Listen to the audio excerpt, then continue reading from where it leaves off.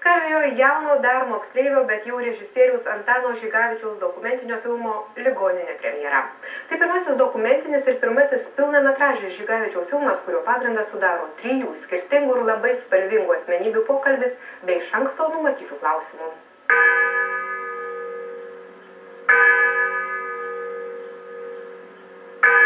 Sienos prisisunkusios dejonių, sienos prisisunkusios, reiškia, mirčių, gimdymų, taip pat ir gimdymų. Apleista Vilniaus Švento Jokūbo ligoninė tapo prieglobsčiu 3 meno, mokslo ir religijos filmo herojams. Šiame pastate, kuris jau seniai prarado pavyzdingos sveikatos priežiūros įstaigos vaizdą, aktorius ir režisierius Valentinas Masalskis, Čiurlionio menų mokyklos istorijos ir filosofijos mokytojas Albinas Galinis ir Švento Jokūbo ir Pilypo bažnyčios dominikonų vienuolynas kunigas brolis Pijus beveik 1,5 valandos dalijasi mintimis, mėgindami diagnozuoti visuomenės bei savo pačių dvasinės ligas. Pasak jaunojo režisieriaus, 3 jo draugai iki filmavimo vienas kito nepažinoję, taip bekalbėdami praleido 4 valandas. Aš nesitikėjau, kad man pavyks taip lengvai, kad mes buvom pažįstami su visais. Vienas buvo mano mokytojas istorijos, kitas mano kunigas, trečias mano geras draugas ir, sakykime, kūrybinis vadovas. Ir aš pagalvojau, kad kaip būtų įdomu, jeigu visi susėstų ir pasikalbėtų. Jo vis tai dar nufilmuota iš viso.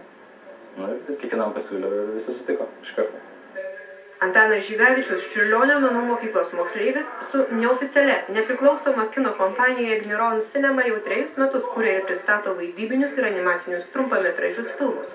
Animacinis Loading Next Festival išrinktas geriausių 2006 metų lietuviškų filmų, o kelyje prieš 2 metus tapo videomeno festivalio interpretuoti kiną laureatu. Antanas pasakoja, jog nors yra jauno amžiaus, jis įsitikinęs, kad gyvenimą paukos kinoje. Aš sėjau savo gyvenimą su kinu. Nors dabar aš to nesimokau niekur, sakykime, oficialiai, bet mokausi dailę. Tai yra gan artima kinui sritis. Bet ateitį galvoju studijuoti ir dirbti kine. Kodėl? Todėl, kad tai sritis, kurioje būdamas aš, kaip pasakius, išreiškiu save, kaip sakoma dabar, madinga, taip sakyti, išreiškiu save.